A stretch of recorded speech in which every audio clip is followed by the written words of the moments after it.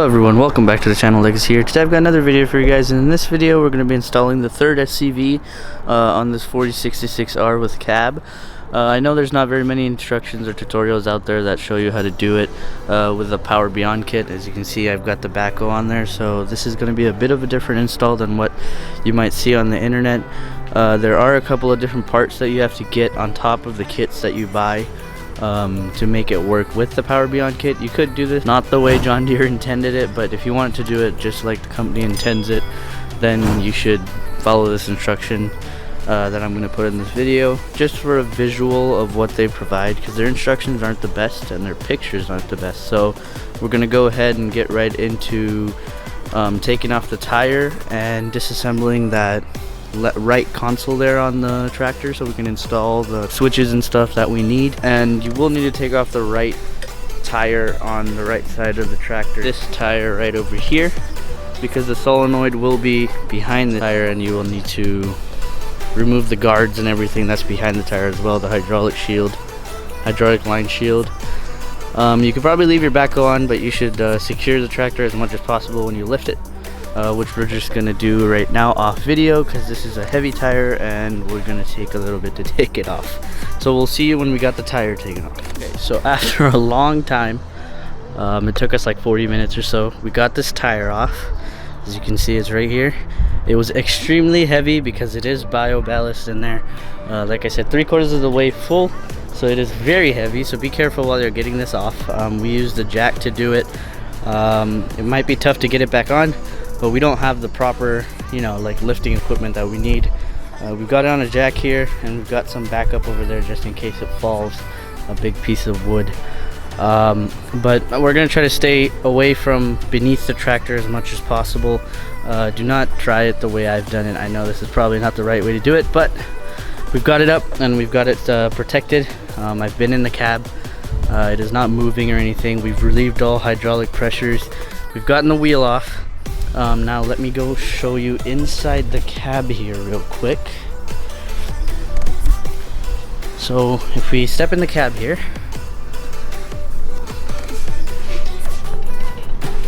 there we go. You can see that I've got the side console here removed.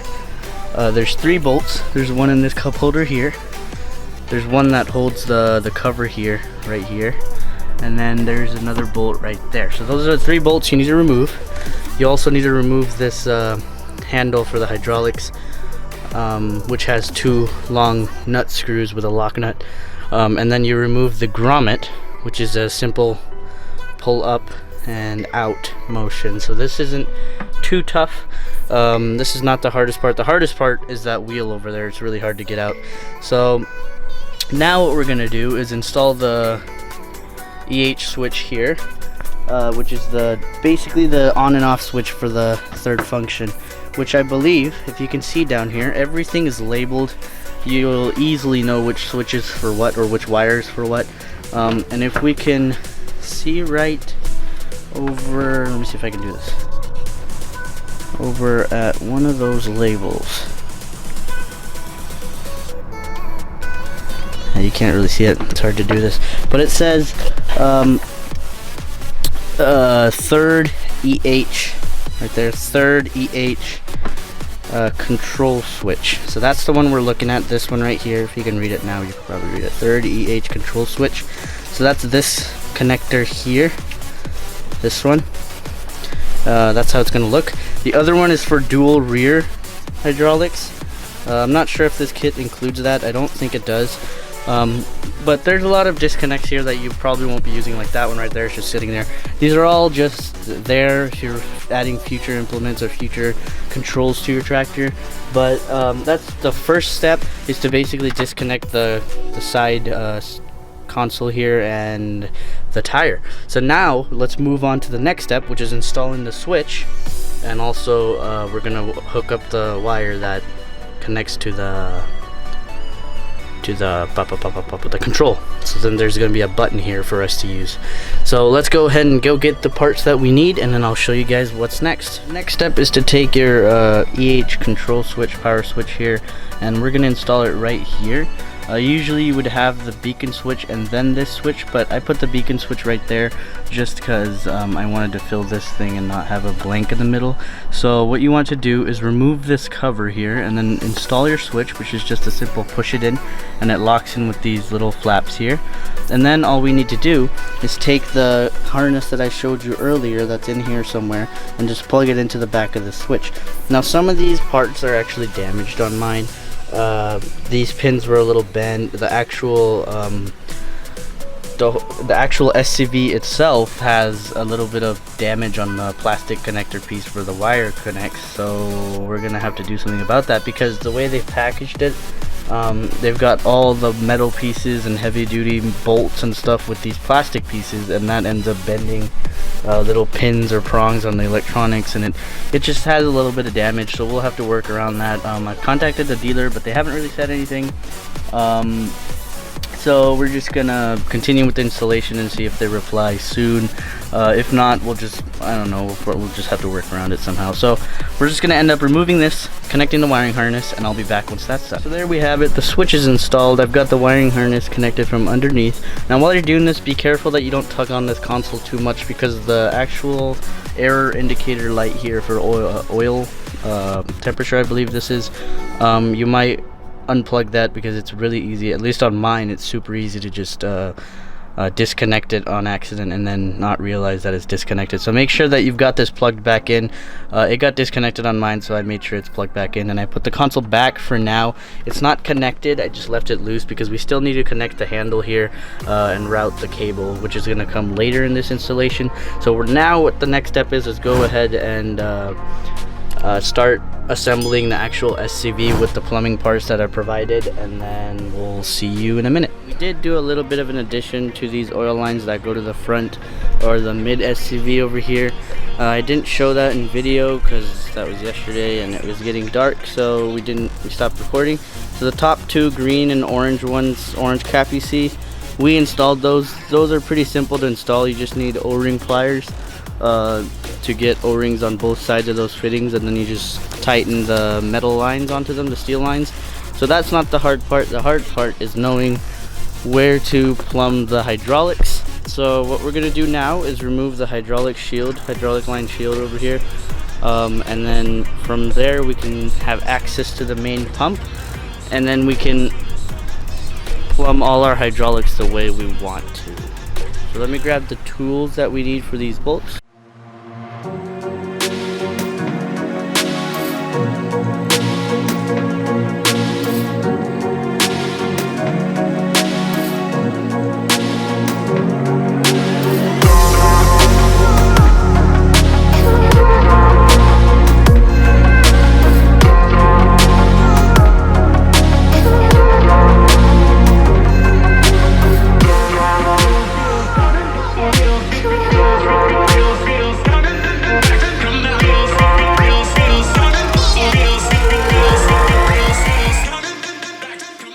Okay, so we've gotten the shield off. Now you can see we have access to all the hydraulics.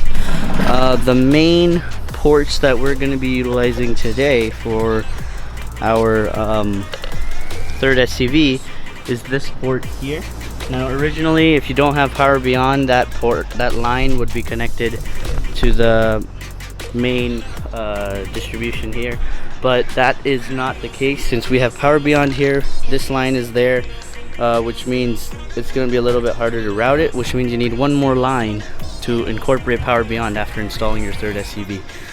So what we're going to do next is we're going to go ahead and remove the connection that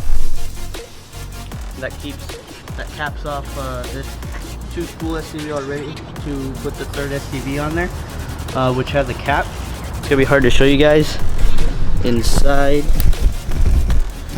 but there's basically a big cap here that we need to remove to put our third SCV in there, and you'll see that in the instructions. That's not the hard part, so you can actually see the picture, so that's good. But we're gonna start removing all these lines that we need, and we're gonna remove that cap so we can install our SCV. What we're gonna do now is remove the power side of the Power Beyond kit.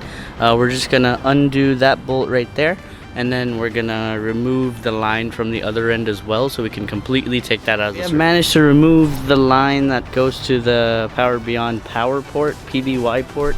So it says PBY input LVA 17816, I think that says, yeah.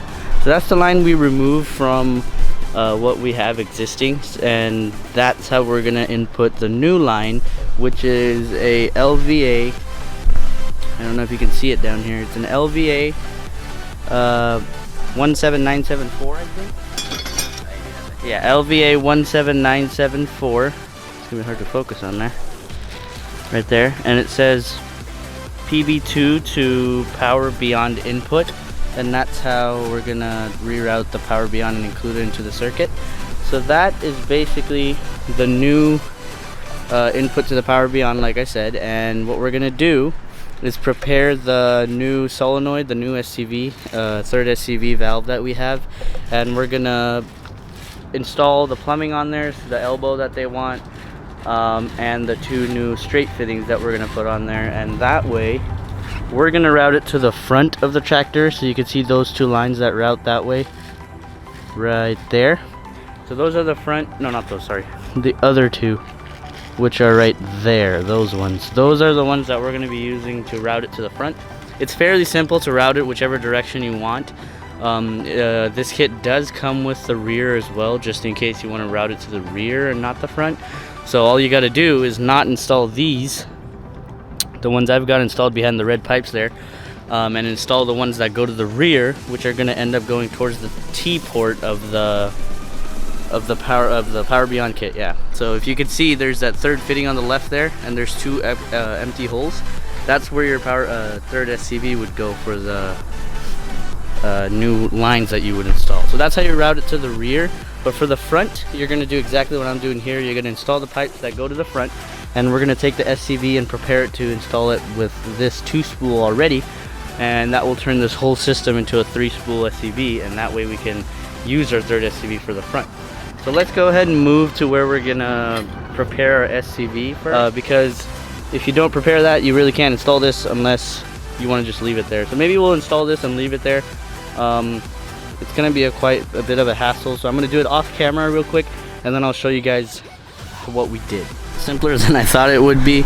You can see I've got the line installed, the new P line over here, right there, and it runs down here, runs through here, runs through the bottom here, and then it's dangling at the moment right there, if you can see it right here, and that is where we're going to connect that elbow from the third SCV. So let's go ahead and go prepare the third SCV, and then I'll show you what we did to prepare it to install it with this 2-spool already. Okay, so here is the third SCV. We've got, there's usually a cap here, and that's the same cap that we capped off the old line from the 2-spool SCV over there. So we took the cap out and we put this elbow that they provided with the kit, and currently it's capped off because I'm not using it. So this is the elbow that new line that we put in is going to connect to, and this will feed the Power Beyond power port. So this is going to be the new P port. As you can see, it says PB2 right there, and that line, it says caption PB2 to Power Beyond input. So that's what's going to happen with that. And then as you can see, this little silver area here, this is going to be the new connection with the 2-spool SCV to make the 3-spool SCV that we're looking for. You want to remove all these caps before you do that, so the oil can actually flow through the valve. You can see that there's two 12-volt DC connectors here. There's one on this side and there's one on this side, and there's connectors on the tractor already pre-installed. As you can see, these ones right here, they're already there. I believe those are the ones actually. Yeah, so those are those, but mine is a little bit damaged. As you can see, it's cracked right there and whatnot. I hope it's not blurry this whole time. It's cracked right there and it's damaged on this side, but these are caps, so I'm not really worried about that. Hopefully we'll get it replaced or whatever by the dealer, but for now we'll see what happens. If it works, then maybe we'll leave it, who knows. But you also have two caps here that you're going to want to remove, and then put two straight fittings for the new lines that you're going to route. So this is going to be the output for your third SCV. These are the lines that you're going to route either to your back of your tractor or the front of your tractor, and we're routing it to the front. So we're going to install the valve like so on the tractor, and then the two lines will come out the front. So that's what we're going to do now. We're going to remove the cap off the 2-spool SCV that we currently have, and then we're gonna install this new one with the same bolts. So we'll see when we're finished with that. All the hydraulic plumbing part is done. This is the hardest part of the whole installation.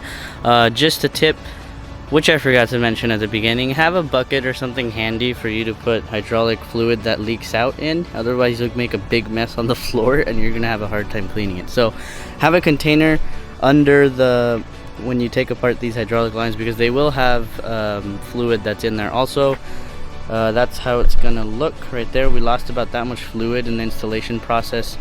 We can't really use that, so we want to buy some extra hydraulic fluid. What else we need to do is make sure we tighten every single connection to the specs. Do it to specifications. It's in the manual, everything is there, but make sure you have the right tools before you start this. Main tools you're gonna need is a 1-inch wrench and a 1 1/4 inch wrench for the bigger pipes. That's basically it. There's no other pipes or lines that are bigger than that you need to take out. So those are the two main wrenches you're gonna need. You're also gonna need a hex wrench for taking off the cap off the 2-spool SCV that you already have. So let me get you guys off the tripod here, and I'll show you the tools that we used. These are all the tools that you're gonna need. There's gonna be no other tools needed. This is basically everything. Just 2 Allen wrenches, plier.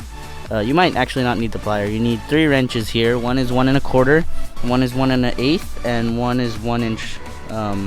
And then I just have this to give leverage for the Allen wrenches. If you have a screwdriver tip that is straight, you really don't need to have these curved ones. These are the caps that came off the solenoid that we need to keep safe, just in case I take the solenoid off when we're returning it or whatever, to replace it since it's broken a little bit. But just for this purpose, I just have it installed and ready to go to show you guys. As you can see, I've got it all connected. This is not the connector for it. That's a connector for, I think, the 4th and 5th SCV. There are 2 other connectors here that are just gonna be sitting A and B, and I think the top is A and the bottom is B, so that's how you just plug it in. To connect the 3rd SCV, you need to take this big cap off here with these 3 screws on there. This is the main piece that's keeping the solenoid from leaking, the 2-spool.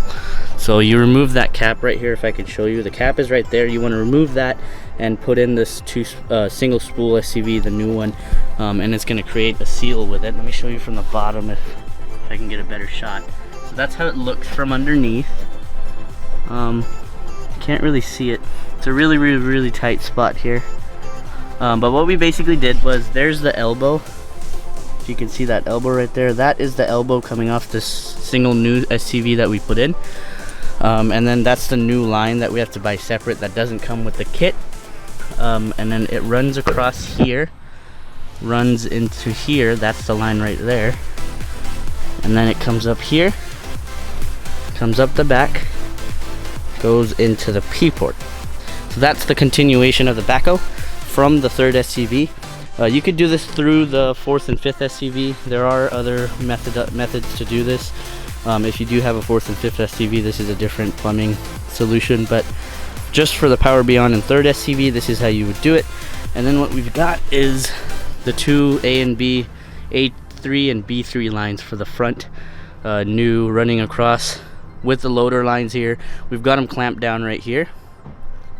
So they provide 4 clamps. You want to have 1 clamp on the existing lines, which are tight, and then the other clamp on the new lines. So then you've got a tight connection which doesn't move anymore. You run it behind the battery housing here. These are those 2 lines. We're gonna go up with the loader lines, and then right there. So that's the top one, and that's the bottom one right there. And so that the orange and the green, those are the new connections we put in, like I showed you earlier. You do need to buy another kit that lets you route everything across the loader and across here. We're gonna do that here in a little bit. But that's basically the hydraulic plumbing part of this whole installation that you need to take apart off your tractor to put the new pieces on. Now what we're gonna do is actually give the whole solenoid power through the switch inside here, which we're gonna need to go ahead and install the wire and the big new handle with the switch and everything. So let me go show you those parts in the cab and we'll be right back. The cab, this is the button that we're going to be using that comes with the kit that's going to be installed onto the new handle that we have. And as you can see, the connector here It's pretty simple and easy to connect. It's pretty obvious where it goes once you take apart this side dashboard panel stuff here. And what happens is once you install the switch here for your SCV, what you're going to be doing is it's not going to have any power until you hook up this connector here, and that's the connector that's going to be connecting to this switch right here. Now this is going to give it power through the load center assembly. If you do not have that, you will need this for this assembly, which I'll try to leave a part number in the description for you, or a kit number, which is gonna leave you to the load center assembly. I believe everything after 2016 comes standard with a load center assembly. This is a 2019 tractor, so it's pretty simple and easy. It does have everything pre-installed, so we don't need to worry about the load center assembly, which this harness would not be here if the load center assembly is not here, I believe. So what we are going to do now is route this cable through the grommet of the front loader joystick, and we're gonna route it through here, connect it to that, put the new head on for the new handle, which comes in a bag like this. It's gonna be hard to show you in the bag. Let me take it out of the bag real quick. So that's the back side of the handle, and a brand new one. You could use your old one if you don't want to use this one. Doesn't really matter. It's the same from the back, but the front is a little bit different. I believe the screw ends are a little bit different because there's a hole in this one now, unlike the other one. So there it is. It has a hole here, which means your switch can fit into here, and now you have a toggle switch in your handle. That's pretty neat. Really simple and easy installation as well, just like that. The screws really match up with the handle here. You'll see when you remove it, it's pretty simple. But that's basically it for this part. I'm gonna do that real quick, and then I'll show you the finished product. Everything has been assembled and perfectly put together. We even tested it with just the loader's functions instead of, because we don't have a grapple at the moment. So we just tested it using the loader's tilt and curl function. So we just took those pipes and plugged them into our new pipes here, this one and this one, and then pressed the lever up in the cab right there, the two buttons, to test if it works. And it did curl the bucket up and down. Now it was backwards, so I'm assuming that's how it's supposed to work for a grapple. But for this, when I hit the up button, it actually went down, and when I hit the down button, it actually went up. So I think the grapple it's okay, unless we just plug these pipes wrong. But we'll see when we get a grapple how it actually works. But I think it's functioning correctly. Everything else is perfectly well put together. We tightened the elbow. Just make sure you tighten everything. That's the main part of hydraulics. You also have to bleed air after you are done installing these new lines, and account for the oil that you removed. So the way you're going to do that is to fire up the tractor, and when pressure builds up in your new lines, or the lines you just installed, you basically hit the little knob inside with like a screwdriver or something, and make sure you have something covering all the oil, because it's going to make like a little explosion, splat of oil everywhere. So you want to make sure you don't get oil everywhere, and clean that up too. But that's basically it for the hydraulics parts of it. The next part is to just install the loader lines, which we'll do here in a second. But that's gonna take this function here and make sure we have an output for it in the front here somewhere, so the grapple doesn't have to route a pipe all the way back every single time. So that's done. Let me go show you what's going on in the cab here. So if we move into the cab, this is what we have. I haven't connected everything here just to show you guys what I did.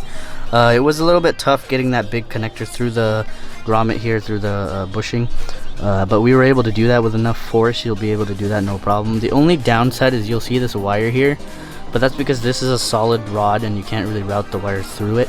So you'll just see that. Maybe you can get like a black little covering or something and just cover it, or get another pipe and put it on top of that. Maybe get one of those cable pipes, plastic connectors, and just put it over it so you don't see it. But it doesn't bother me too much. I'll maybe worry about that later in the future. But the main part is that the buttons are here and they are functioning properly, so up and down, and it's working very well. The new arm is on there, new joystick, with the 2 screws here and the 2 screws in the back here. So everything is working there. Another thing is that cable right there connects with that connector that was already there. Without this switch isn't gonna function properly, and the whole system is basically gonna not work. This button is gonna be useless. That powers the whole system, and it gives power to the solenoid as well. The solenoid is actually unpowered until you hook this up, so it doesn't just turn on for no reason. Another thing is I just have it left in there. You could probably tie it up and zip tie it or whatever, but I just have it looped in there. It's not in the way of this function here. It's not in the way of anything, so I'm just gonna leave it there. Let me explain the functions of this button here. So this button is not the on and off button like I said earlier accidentally. This is actually a button that once you hook up once, it's not gonna do anything. So that's like in the standby mode, so it's ready to go. And then when you hit it one more time, if you heard that click, it will actually start the function of the loader or your grapple to just automatically close all the way. That's a really cool feature. I'm not sure if it's called float. I don't think it's called float, but it basically tells the solenoid that just close all the way. So you don't have to hold this button up here to close it. You just gotta open it with this button. So that is a really cool feature. If you're getting a bunch of branches and you don't want to keep pressing the button on the joystick here, you just have to press this, press it, and then it'll tell the solenoid to go all the way and push oil all the way through the cylinders. So that's really cool. You can turn it off. You don't have to use that feature. This still works without that feature. So that's a really cool, nice little addition to the system, or the third SCV, Electrohydraulic third SCV. I need to put all these stickers on. All the stickers are in the manual. You can just follow that. I'm not really going to show how I put the stickers on because it's not that hard. But we're going to move on to put the front loader lines on, and we'll see you when we're ready to do that. We're going to try to install the front loader hydraulic lines. Right now I've got the tractor covered up. This is the next day, so I've only shown the loader part here that we're going to be using. So we're going to be running lines in that hydraulic shield cover right there, through that, and then along the loader here up until around this area here, and that's how we're gonna attach our front implements if need be. So let me just show you what we've got in terms of materials or parts. So this is the metal lines that we're going to be using. These are two of them. They're a little bit small in the front, but I'm assuming all front end attachments are just going to be small like that.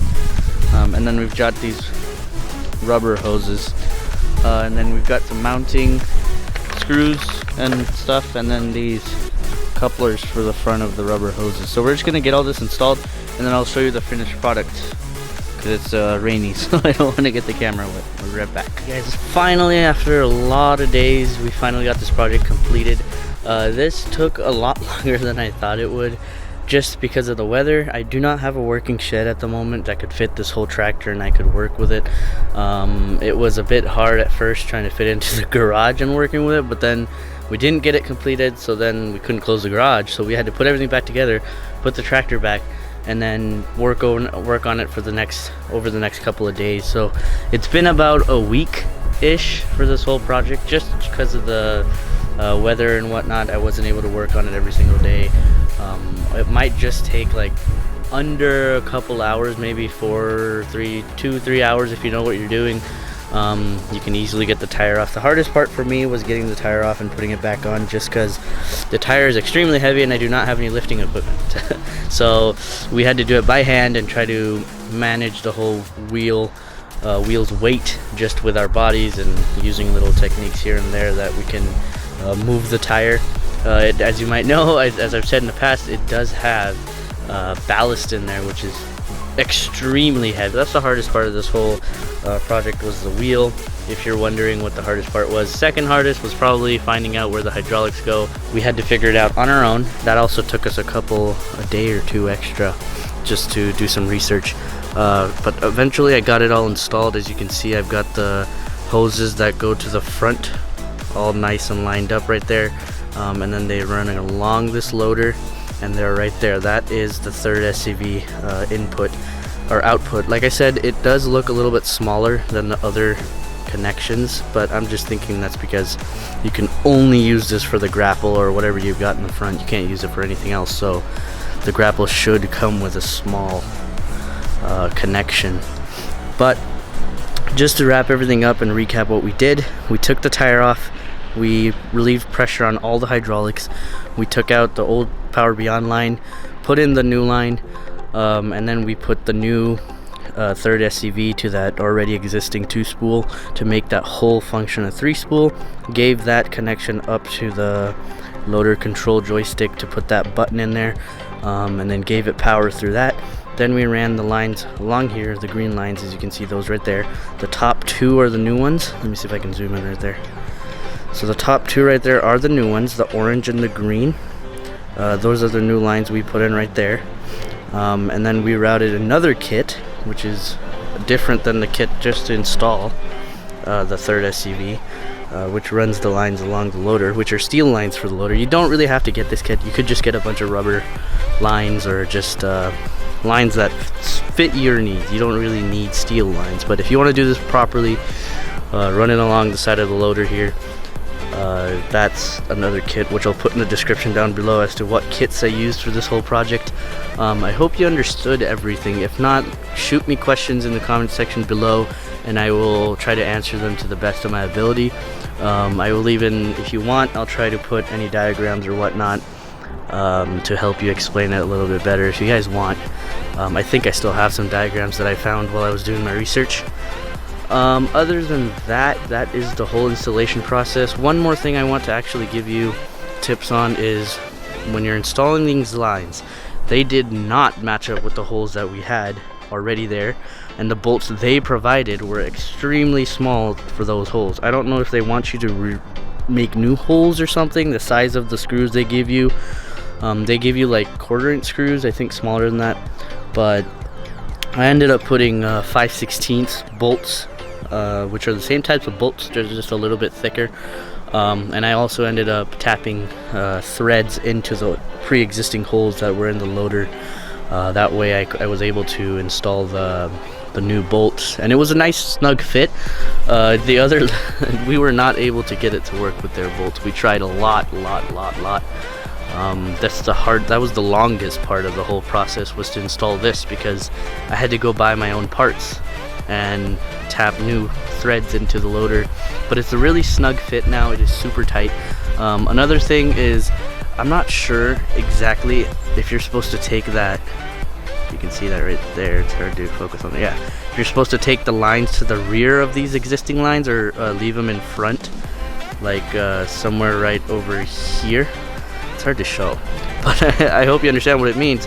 There's 4 existing connections for the loader already there, and are we supposed to put it on before those lines or after those lines? Now, I'm not sure about that, but I've got it installed after those lines, and that caused an issue where the rubber lines were actually longer than the other lines, which caused them to sag a little bit out.